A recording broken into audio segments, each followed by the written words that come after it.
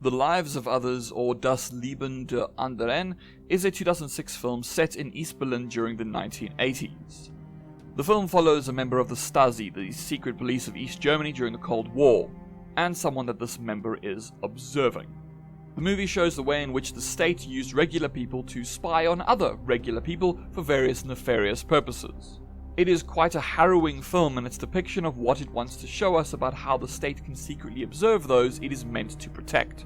The film was very successful and even won the Oscar for Best Foreign Language Film. It is a realistic depiction of the way this kind of surveillance was undertaken, and when you watch it, you see how rudimentary a lot of these surveillance techniques were at the time. Today, surveillance is much more sophisticated, and the means by which the protagonist in the film undergoes his change cannot really happen in a contemporary state-sponsored observational program. However, a major objective that The Lives of Others strives toward is an attempt to humanize some of those within the Stasi. They were regular people too, after all, and the focus on surveillance and what it does to those who do the surveying is not very common in media. Surveillance is in the background of many narratives, especially espionage narratives. But that is more in the realm of intelligence that is immediately given to James Bond or whoever else. We don't see the actual collection of this intelligence. The Lives of Others shows us the humans behind that data collection. It is definitely worth the watch, but as you may be able to tell by the title of this video, I'm not here to just speak about this 2006 movie. You see, this movie is essentially a humanization effort that shows that those who are in charge of the surveillance of regular people are people themselves. They do this because they, in a sense, have to. Well, Beholder, which will be the focus for today, is basically the exact opposite. If The Lives of Others wants you to see the humanity in those who are forced to be the surveyors, Beholder wants you to see them as fundamentally nefarious and out for themselves. This game doesn't want you to see the humanity within the one who does the observation. It wants you to be able to revel in the evil of it. And I use the word evil there very precisely. It's a word that is thrown around far too loosely.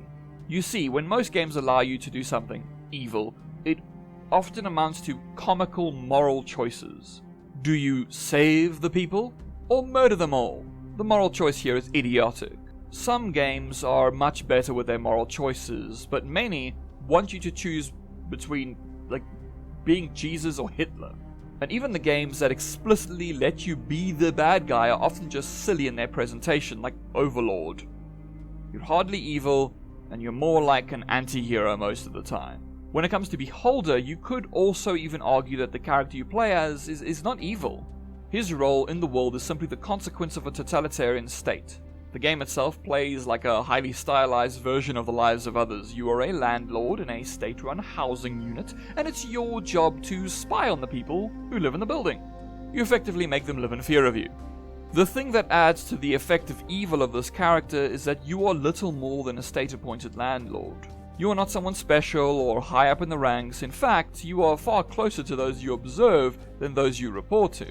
But you benefit from the state and the protections that it affords you, and so you continue to do it. In the fiction of the world of Beholder, you live in a totalitarian state. When many games place you within a totalitarian state, you are usually part of the resistance movement, but siding with the state can bring quite a few comforts, can't it? This game, with its highly stylized visual aesthetic alongside what is effectively a realistic depiction of the way people can be observed and sold out, speaks strongly to the concept of the banality of evil. Your character is unlikely to be evil in that more biblical sense. You know, the whole frothing at the mouth, hateful, genocidal type of over-the-top evil that doesn't really exist outside of very specific circumstances. Instead, you play as a character who chooses to turn a blind eye toward the evils of the system. I do not like to use the word monster to describe people, even when they are truly terrible and do awful things. For instance, I do not call serial killers monsters. This detracts from the reality that they are humans. They were never monsters who were detached from the rest of us. They are part of the rest of us. That's what makes it scarier.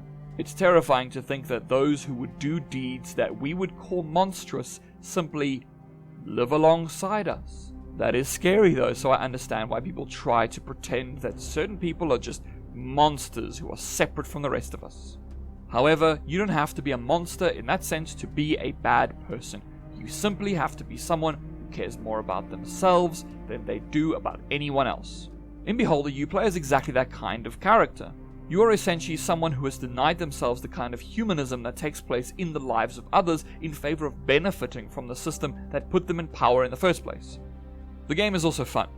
The fact that it is fun reinforces something very ugly about the human condition. Having petty power over others can be a very good feeling to have. Beholder may be stylized, and ultimately a rather light-hearted take on totalitarianism, if such a thing is possible, but it shows that ugly side. When we look at this, despite that stylish visual aesthetic, we will see it as realistic. We can imagine this kind of character existing and being willing to sell out their fellow citizens for the comfort that comes with being on the same side as the bad guys, and that is pretty scary.